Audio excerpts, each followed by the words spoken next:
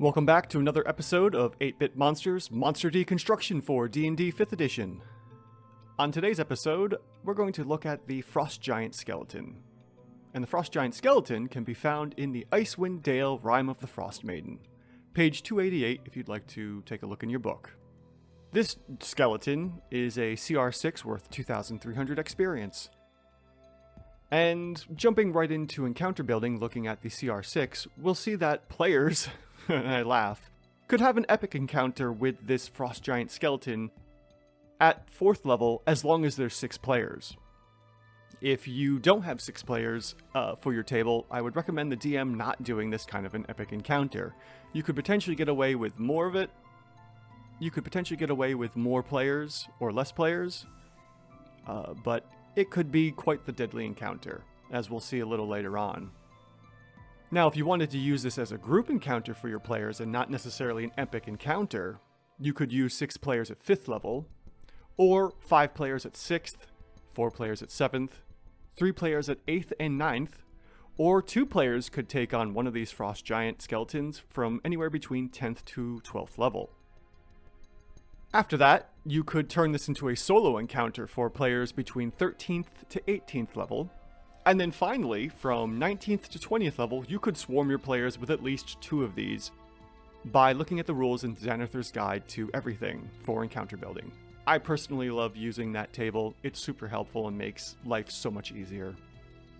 Moving on, now that we can see how to use our Frost Giant Skeleton in encounters, we'll look at the skills and traits.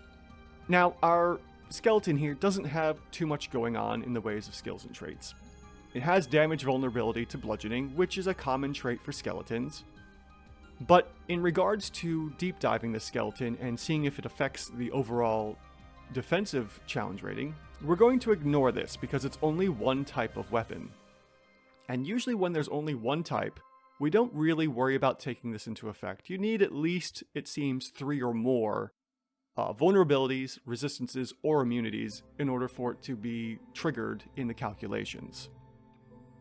And moving on past the vulnerabilities, we're going to see that it also has damage immunities to cold and poison. Again, these are pretty common types of damages, but because it's only 2, and one is generally only from magic, and the other can come from daggers, rogues, rangers, and whatnot, for the calculation purposes, we're going to ignore this as well. It doesn't take into effect the immunities to cold and poison in the final CR value. And lastly, in the skills and traits section, we have unusual nature. Now, because of its unusual nature and what it allows the Frost Giant to do, which is the skeleton doesn't require air, food, drink, or sleep, this doesn't affect the combat nature of the skeleton. Therefore, since it's not really affecting the combat nature, I'm assigning no effect to this trait. So there we go. Our skills and traits section has no bearing on our skeleton's CR value whatsoever. There's also the condition immunities, but condition immunities flat out do nothing for combat. I know these are important for control purposes in combat for our players, but when it comes to calculating the challenge rating, they just don't take effect. So I will always skip, as you've seen in the past, the condition immunities. Alright, let's move on into the defensive CR rating. And because there's really no other factors going on with this, we are only going to look at the hit points and the armor class for our skeleton. Now, our skeleton has 12d12 plus 24 hit points, and on average, this will give the skeleton an effective hit points of 102. Now, if you were to roll these hit points, you could get a minimum of 36 hit points, or as high as a maximum of 168 hit points. This is quite a huge range, and why it's always suggested to take the average. There's a very small chance of getting the minimum or the maximum, but I know my dice rolls, and they're always going to roll a little lower than average. That's why I take the average for my character level ups as well.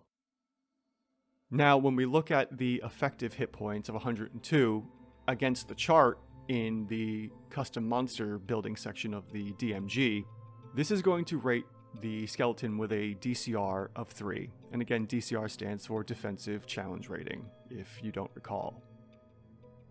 Now, a DCR of 3 is pretty good, but when we look at the overall challenge rating of our skeleton, it's a 6. So this is a rather low DCR rating.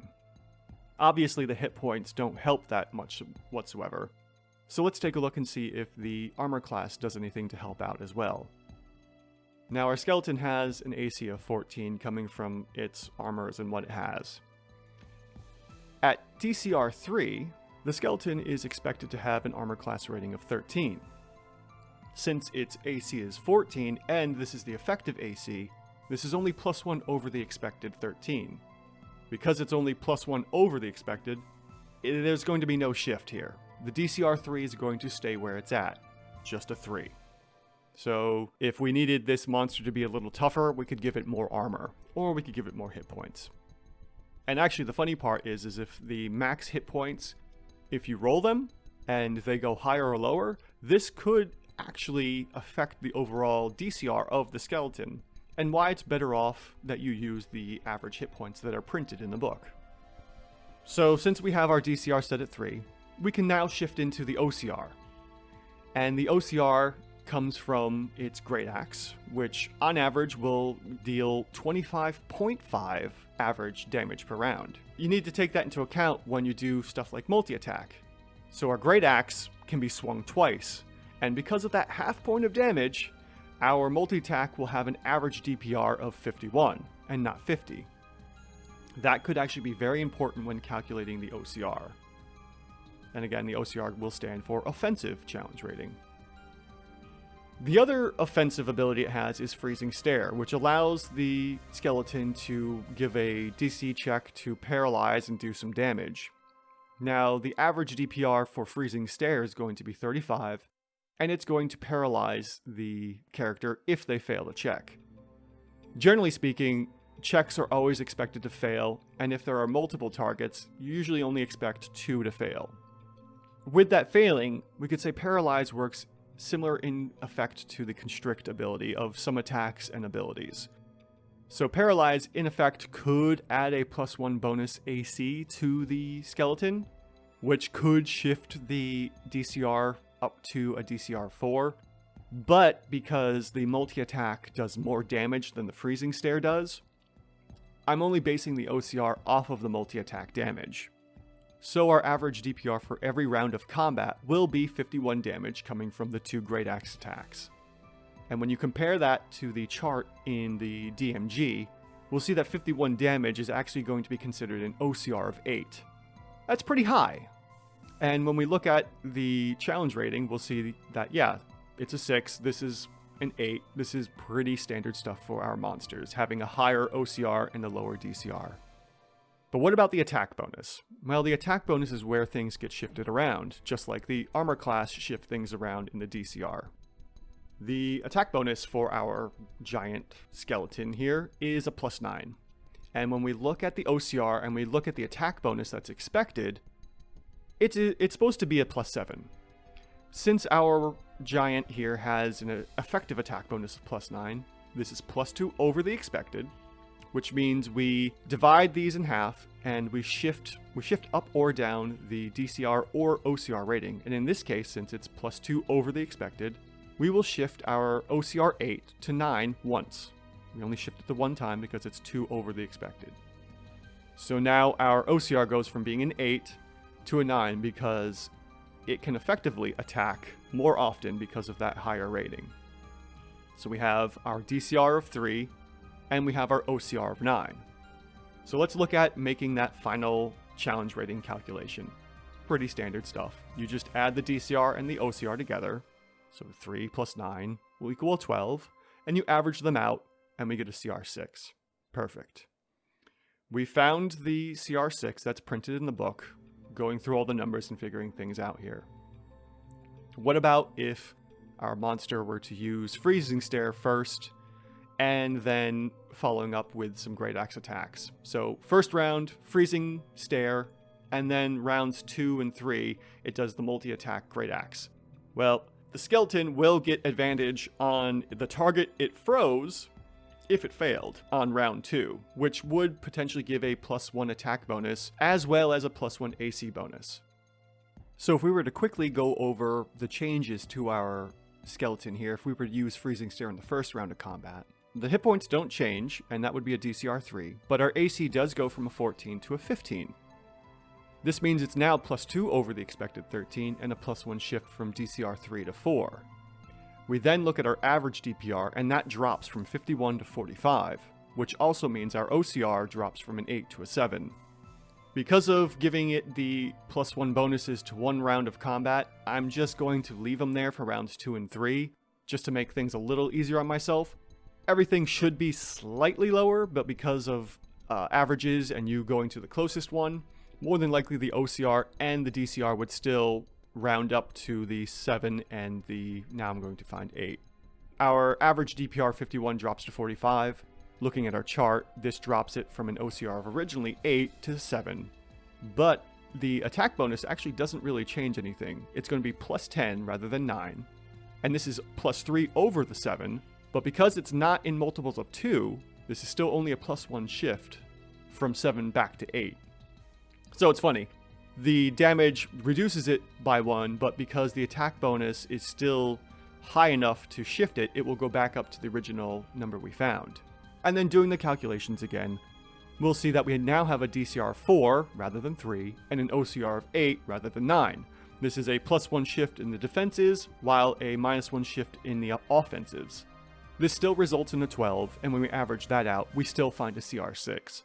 So even if you do use Freezing Stare in the first round of combat, this monster is pretty well balanced, more or less. There might be some slightly less damage from the Freezing Stare, and resulting in slightly less numbers. Technically, we probably should have been rounding this CR up to a 6, so it could have been in effect maybe a 5.75 or something.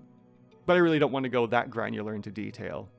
All I know is that when the day's over, this is going to be a CR 6 one way or the other. So using Freezing Stare once every 3 rounds of combat, or going full out multi-attack every round, this Frost Giant Skeleton is a CR 6, which is fantastic.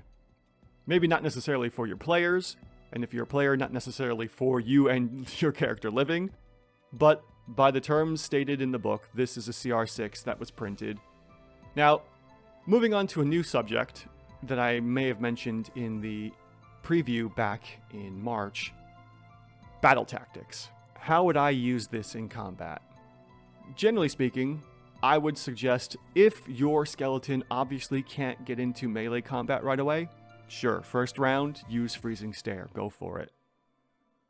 But if your skeleton is then being targeted by plenty of melee and would suffer multiple opportunity attacks, just go full bore multi-attack every round. You could focus fire 2 attacks on the same target or spread it out if need be. But at this point, players should understand that, a skeleton being undead may focus fire rather than shifting things around. It really depends on the DM and how they want to use the character. You could completely ignore the Freezing Stare if you wanted to. Again, I would only use Freezing Stare if it was basically a free attack on maybe the first round, or if the skeleton needs to move up. For instance, if the players decide to retreat and move away, maybe doing a move action and then doing the Freezing Stare, provided it's out of combat range, could be useful.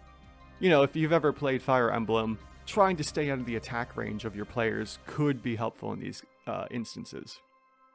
So, I hope you enjoyed looking at the Frost Giant Skeleton. It's a pretty well-balanced monster, even though its defenses are pretty low, with only 102 average hit points and kind of measly AC, but it's a very deadly monster. And from some of the comments I've seen on the shorts video that I did, yeah, this is a hard monster to fight, especially if your characters are lower level as we've seen from the encounter building. Thank you as we've deconstructed the Frost Giant Skeleton from D&D 5th edition. I hope you've enjoyed this episode, and join us again next week as we deconstruct and deep dive another monster. If you're interested to know, I have a YouTube channel where I do shorts videos, less than 60 seconds, where I quickly deep dive and give you the most pertinent information about the monster and its CR values. This was one of the more popular episodes from my shorts video and felt it was due a longer episode here on the podcast. So you can find me on YouTube, Instagram, and Twitter.